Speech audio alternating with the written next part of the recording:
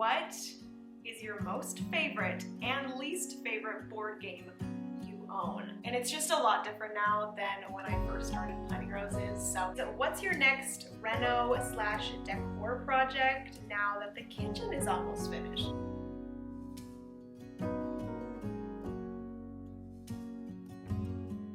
Hey friends, it is Jenna, what is up, and welcome back to my channel. Welcome to my couch. I am currently in PJs. It is Sunday. Francis and I went to the climbing gym this morning and had a really good workout. It was a little bit difficult to get out of bed this morning, I'm not gonna lie, but I'm happy I did. We got in a good climbing session. We also did leg workouts, which my legs are jello now, but we showered, clean, we're good.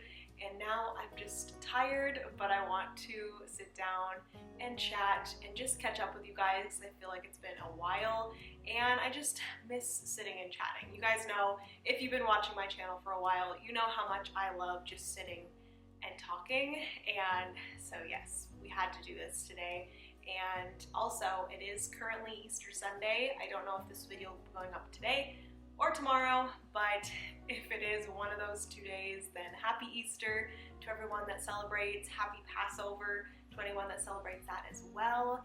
And without further ado, let's get into this little cozy Q&A. I have my Starbucks here, which I think this might be one of my last cinnamon dolce lattes for a while because it is starting to get a little bit warmer here in Canada, and I usually like to switch over to like a cold brew, so very excited for cold drinks and actually like making cold drinks on my Nespresso now. But anyways, let's get into this video. I asked you guys over on Instagram, which my Instagram is just at Jenna Rose Beasley if you guys want to go and follow me over there. And I just asked you to ask me questions on anything: life, my business, planting roses, personal things, home things, life things, board game things, just anything. I asked you guys to ask me questions and we got lots of them. So let's get into them. If you guys are wanting to hear all the answers, then just continue watching and let's get into this Q&A, shall we? So the first question was, any travel plans? Which it's funny you asked because Francis and I were just chatting about this at the climbing gym, but we have been wanting to go to Japan. Japan has been our one big trip that we have been wanting to do ever since 2020, but obviously with everything that happened in the world, we had to put it off. We put it off until 2021, we put it off until this year, but we have recently discovered that Japan, I believe, is cutting off any sort of travel to Japan right now from any other countries. So unfortunately we can't even go this year. I had it in my vision board. I was so excited, but unfortunately we're gonna have to put off that again until maybe 2023 or 2024, which makes me really sad, but I feel like us waiting all of this time is good because we'll be able to save up some money as well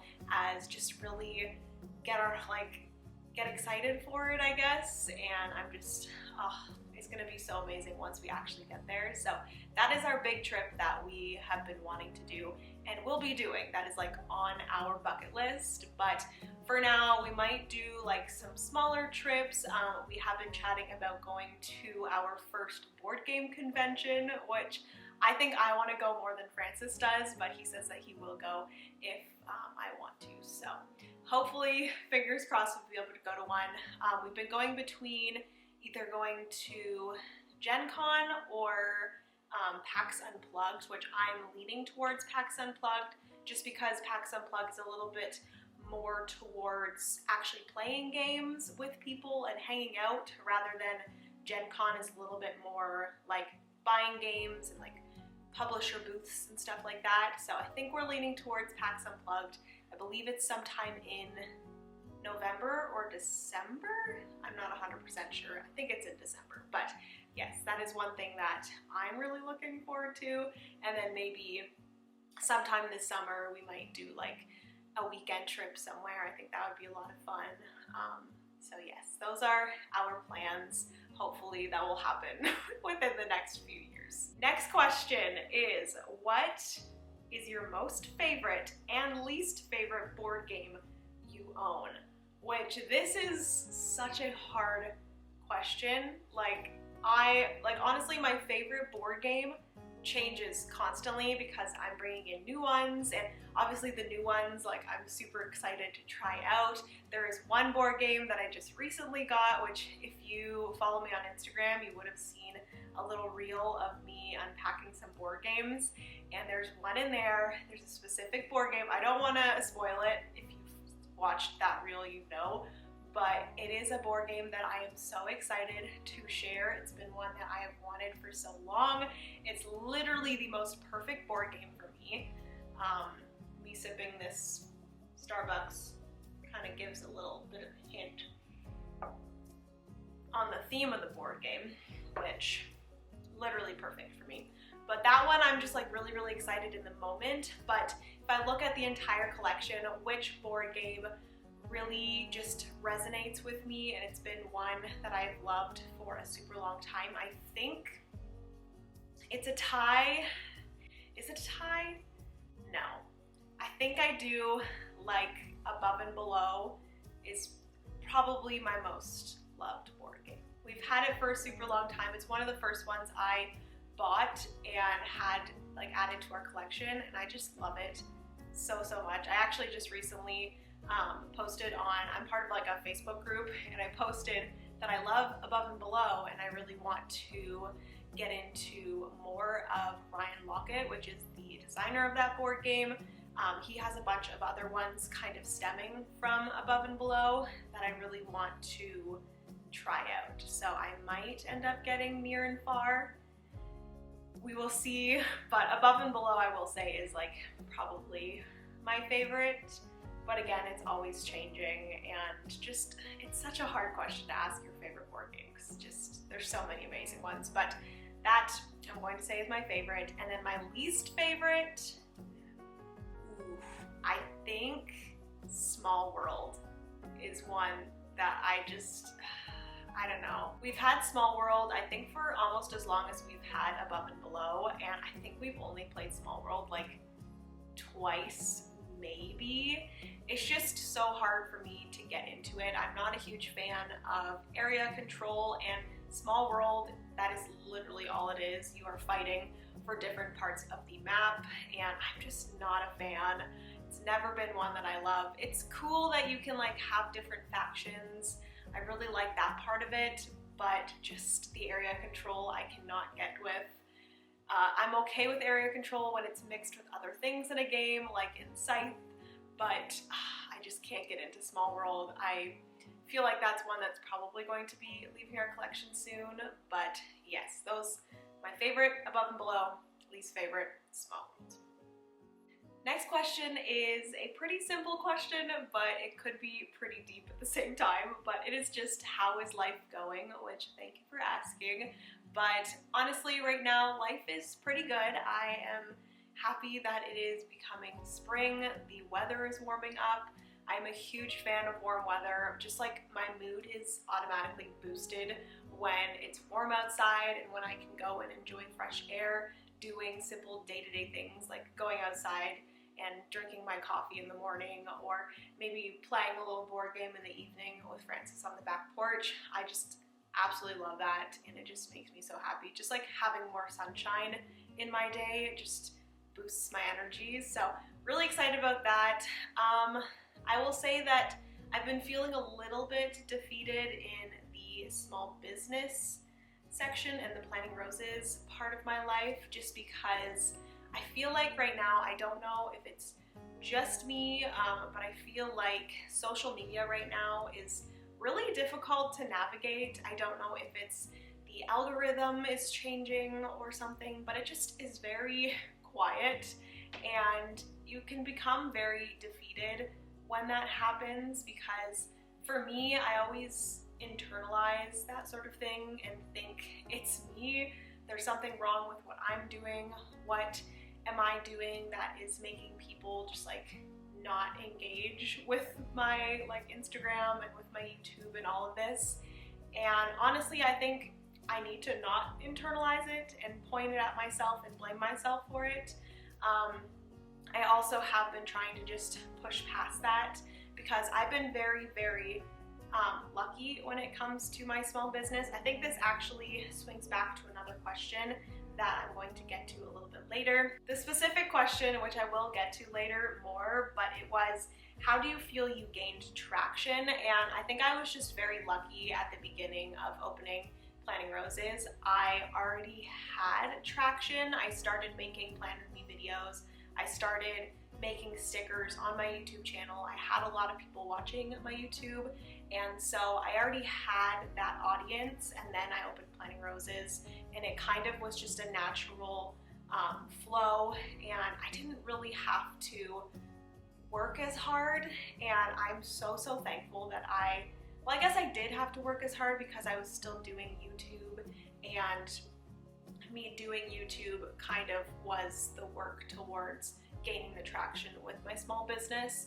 But I just didn't have to push so hard to get my products out there because I already had that community and that group of people, that audience of people that watched my YouTube channel. So I think I just got really lucky in that aspect. And now that I've been open for a while, there's been people that have slowly trickled out of the planner community. There's some people that have come in. Obviously there are a lot more shops now to compete with, which I hate the word compete. I don't like to compete with other shops. I feel like there is enough space for everyone to not have to compete against each other. And it's just a lot different now than when I first started Planning Roses. So I feel like now I just have to work with it, change, and really try to get my products out there more than I did before. So yes, that was a big tangent for this.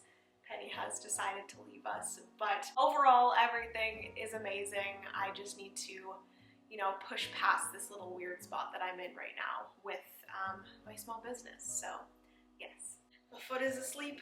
My foot is asleep. I repeat, my foot is asleep. Now I have to awkwardly sit like this. The next question is, do you like board game bars? Which I have never been to a board game bar. I didn't even know that was a thing until now. It sounds like a lot of fun, but we've only been to a board game cafe before, which I don't know if it's the same thing. Basically, they sell coffee and little appetizers and stuff like that, and then you can play board games.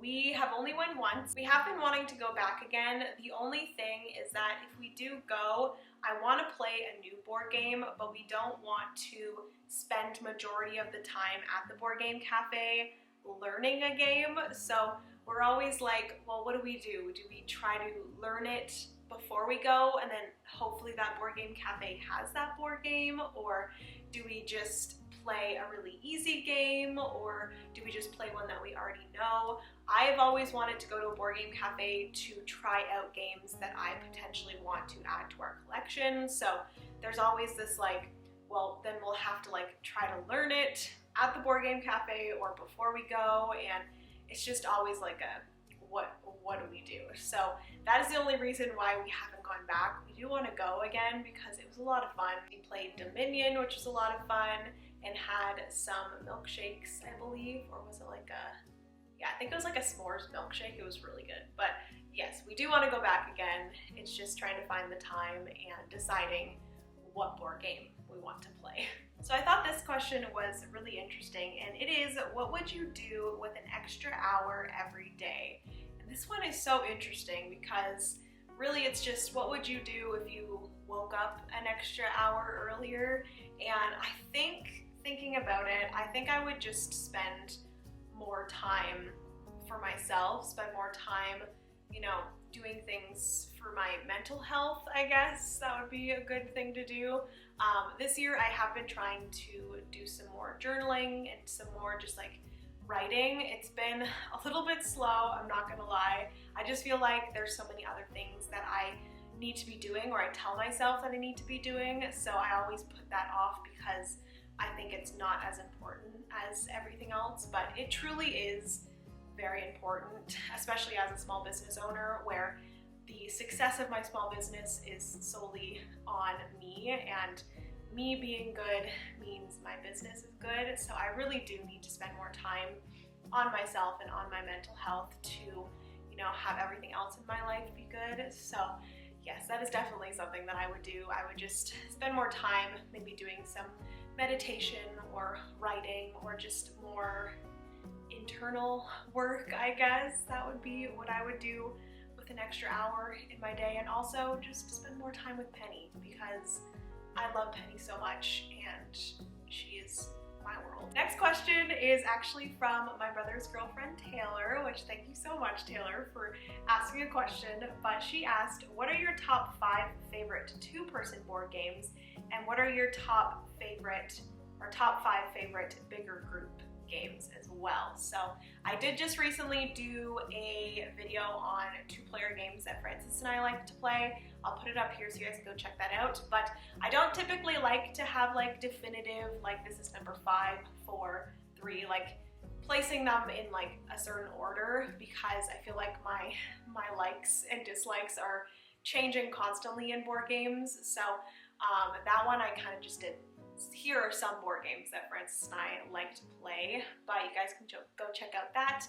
I would say that our favorite is probably Seven Wonders Duel. I really do enjoy playing that one with him, and we just recently got Canvas, which is one that I have been enjoying as well.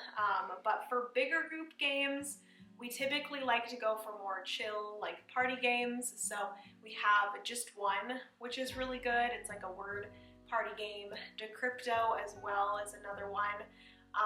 Codenames is one that we used to have, but we actually got rid of. But it is a good one. I just feel like it's very overdone, and we played it a few times and then kind of just like got bored of it. So that one, no. Just One, Decrypto. Concept is a really fun one to do with a big group. What other big group games? We just recently played King of Tokyo again, which I believe that one can play up to, no, maybe that one's only 5. No, how many people are in that one? 6, maybe? There might be 6 players in that game. I'm not 100% sure, but I think there might be some expansions that you can make it bigger groups. But King of Tokyo was really fun. I really enjoyed that one. I did win, so like that could be why, but that one's a good one. And any of like the Mysterium, Dixit, Obscurio, I really love those games with big groups because everyone's kind of working together to do different things and looking at pictures and trying to pick out different things. So those ones are really good for bigger groups. So yes, I promise you guys, there's not too many more board game questions. I don't know why I keep on saying like I'm sorry for talking about board games. I need to stop doing that. I need to stop apologizing because honestly board games are something I really love and I need to stop apologizing for it. So anyways, yes, that was the answer to that one. Thank you so much again, Taylor, for asking that. The next question is, in business, so this is the one that I mentioned before when I was talking about how life was going. She asked, in business, what would you say led to being able to go full-time, and how do you feel you gained traction? So like I said, I think I just got lucky, which I hate that I just got lucky, to be honest with you, because I started off my business with a bang, and since then it's kind of slowed down, and I never really trained myself to really have to work for like getting people to come see my business, if that makes sense. So this is kind of like a new thing to me, having to really like push for my products, which I shouldn't, again, feel bad for it because I'm just so proud of my business, and my business has been open for 6 years now, over 6 years now, so I shouldn't feel sorry for, you know, throwing it out there and being proud of it, but it's just something that for some reason I feel that way about. I think overall you just need to be super consistent, which again is something that I didn't really have to focus on. I tried to be pretty consistent earlier on in planting roses, but it wasn't something that I had to really focus on because I had that audience already. But when it comes to trying to get your products out to new people, that is definitely something that you need to do. And now that TikTok's a thing, there's just so many different places that you need to be consistent on, so it does get very overwhelming. Things have just changed so much in the small business world with TikTok, like I said, coming into the picture, and just so many small businesses opening within the last few years, I feel like it's just a lot more of a difficult area to navigate, a lot more difficult than it was when I first opened Planting Roses. So yeah, I think the number one thing is consistency and just really being proud of your products and pushing your products and just shouting your products from the rooftop. That's definitely something that I personally need to do. And I also did want to answer the first part of the question, which was, what would you say led to being able to go full-time? And like I mentioned before, I think it was just that I got really lucky because I did already have my YouTube channel, which I, again, was very consistent on uploading Plan With Me videos, and I gained traction on there first. And then once I opened Planting Roses, I already had that audience. So I think ultimately it all comes down to consistency and just pushing day after day to try to build traction. And then eventually it will happen. So yes, it's just consistency and working day after day. So I'm just gonna stop there. This conversation has gone on too long, but yeah. That's that. So moving back to another board game question, that is, what board game gets a lot of critique, but you still want to try it? So this one is one that I've actually thought about a bit, and that is, what is it called? Tapestry? Tapestry by Stonemaier Games is one that has always piqued my interest. There are a lot of different expansions. There's the art and architecture expansion that really piques my interest just because I am into design and architecture and stuff like that. Also, Tapestry, I don't know if it's gotten a lot of critiques. I've heard a lot of people kind of say that it's not the best, but I think, I don't know, there's also been people that have said it's really good. So it's just like this, like, is it good? Is it not? I'm really intrigued by it. It looks like a beautiful game.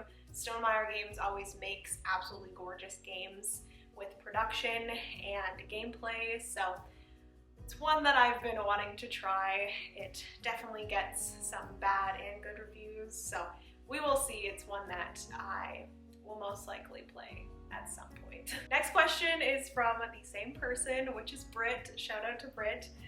But she asked, what would be the perfect location for a dream home? Dang. Francis and I do want to live in a warmer climate. We have both expressed that we absolutely hate the cold weather. Also, we would love to live somewhere like closer to water. So I don't know where this theoretical dream location is. Somewhere warm, close to water. Someone please let me know. I don't want it to be tropical, but leave in the comment section somewhere that has warmer weather than Canada. It's not tropical, but it's close to water. Francis really likes, not like seaside, waterside towns.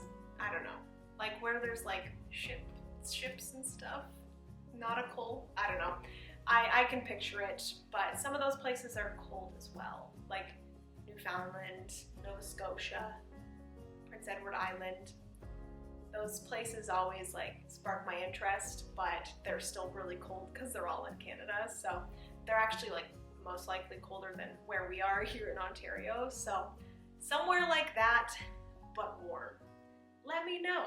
Where is that? Because I don't know, clearly.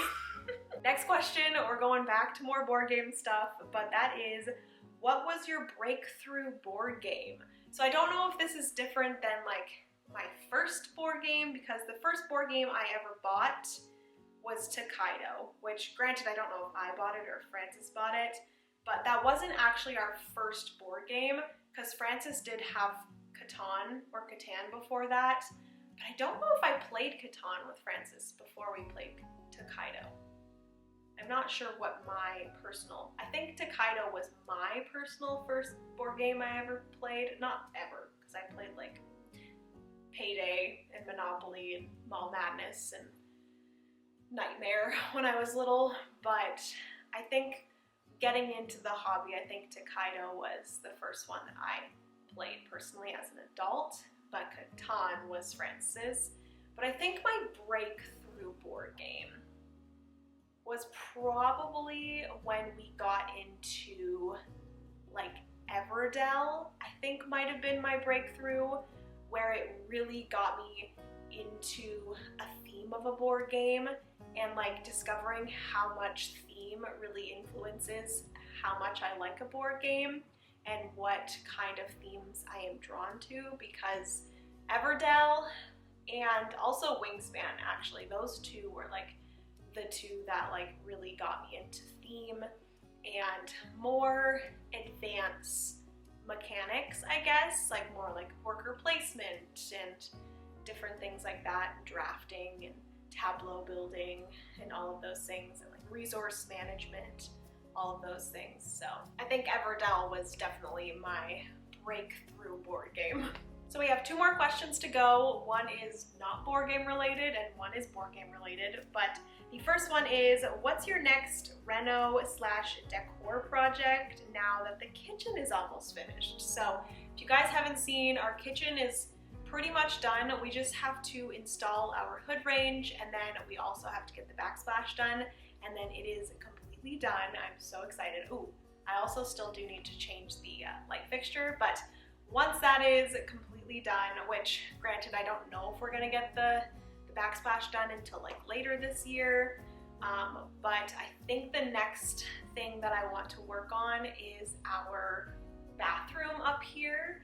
If you guys haven't seen, I'll put the video up here. I did a makeover on this bathroom a while ago. I think it was like almost 2 years ago, and I put down peel and stick tile. Loved it for the last almost 2 years, but I'm not gonna lie, it's not coming up, it's not peeling up, it's still in great shape. The only issue that I'm facing right now is that the sticky stuff is actually coming up between the spaces, and it's just gathering gross stuff, obviously from being in a bathroom. There's like hair getting stuck to it, and it's just not good. I actually purchased some Glue Gun a while back. I asked people on a video, because I showed it in a grocery haul, I asked what people thought I was going to use it for, and I think someone did mention taking the tile off in the bathroom, and I think I might do that, because the tile that's underneath that I covered up is honestly not that bad. Like, I've peeked under a few, and it's a lot more of just like a neutral beige than I thought it was. Like, I don't know why I thought it was such a bad floor before. I think maybe I was just looking at it in perspective to the whole bathroom, and just like the whole bathroom in general was not the best. But if I just keep that nice beige floor, it's a gorgeous floor. I just need to update the rest of the bathroom. I might repaint the vanity again, we will see. But that is definitely one that I want to try to fix. If I don't peel up the tile, I just want to clean it up a little bit. Maybe just scrape off some of the sticky stuff. I do love the floor. It looks gorgeous, but again, it's just looking gross right now, and I just need to clean it up in some way. So the bathroom up here for sure, and then I do want to tackle the guest bedroom downstairs and also the Planting Roses office. I feel like just needs a little revamp. So those are the 3 projects that I do want to work on in the near future, but the first one is going to be the bathroom for sure. And then the last question is, we like Ticket to Ride and Catan, but need to expand to a new game. Suggestions. This is kind of a video concept that I did want to do at some point. It's like, what are the next step games to play when you're just getting into the hobby? Because I know that a lot of people start out with the same general games, such as Catan and Carcassonne and Ticket to Ride, just all of those basic games, but what is like the next step? And honestly, I do think that overall you should be looking at the games that you're playing right now, seeing what the mechanics are in that game that you enjoy, and then kind of go from there and try to find games that also have those mechanics. And then after determining what mechanics you like, maybe going in and thinking, what kind of themes interest you, if you like animals, if you like nature, if you like food, just different themes that you think you would like in a board game. Like the Ticket to Ride is like a train game. I don't know if trains is something that you love, but there are other train games that you could move into that are a little bit more complicated than Ticket to Ride. There are other Ticket to Rides. Catan is generally like a farming game. There are a ton of farming games. I actually just uploaded, I'm shouting out a lot of my videos in this video, but I just uploaded a 12 gardening / farming games. You could find one in there that really piques your interest, but I do definitely recommend like watching YouTube videos on different mechanics and different themes and seeing if there's any board games that spark your interest. But overall, I think when it comes to Catan and Ticket to Ride, the next step, I was thinking maybe like Wingspan or Everdell, because again, those were the two games that really, those were like my breakthrough games, and honestly Ticket to Ride and Catan were some of our first games, and moving kind of that next step, our personal ones were Wingspan and Everdell. So those are just naturally ones that I love to recommend because they're just amazing games. So yes, just overall look into mechanics that you enjoy and themes, and then try to come up with one that you think you would really love. So yes, anyways, that is everything for this video. Hopefully you guys enjoyed. I kind of had a little bit of an awkward sitting position there for a while because my foot was asleep, but we're getting comfy again. Hopefully you guys enjoyed watching and just chatting with me. Please let me know down in the comments how you're doing. I would love to just have a conversation down below with you guys. I just want to say that when you guys comment down below, it honestly makes my day, and I appreciate it so much. You guys don't know how much just a small little comment in the comment section really goes when it comes to YouTube and like content creators. I personally just, it makes me so happy reading all the comments and commenting back. So if you want to, go ahead and comment down below, subscribe if you have yet to do so, and give this video a big thumbs up. I love you guys so much. Thank you for spending your time with me today. Remember, you are somebody's reason to smile, and I will see you guys in my next video.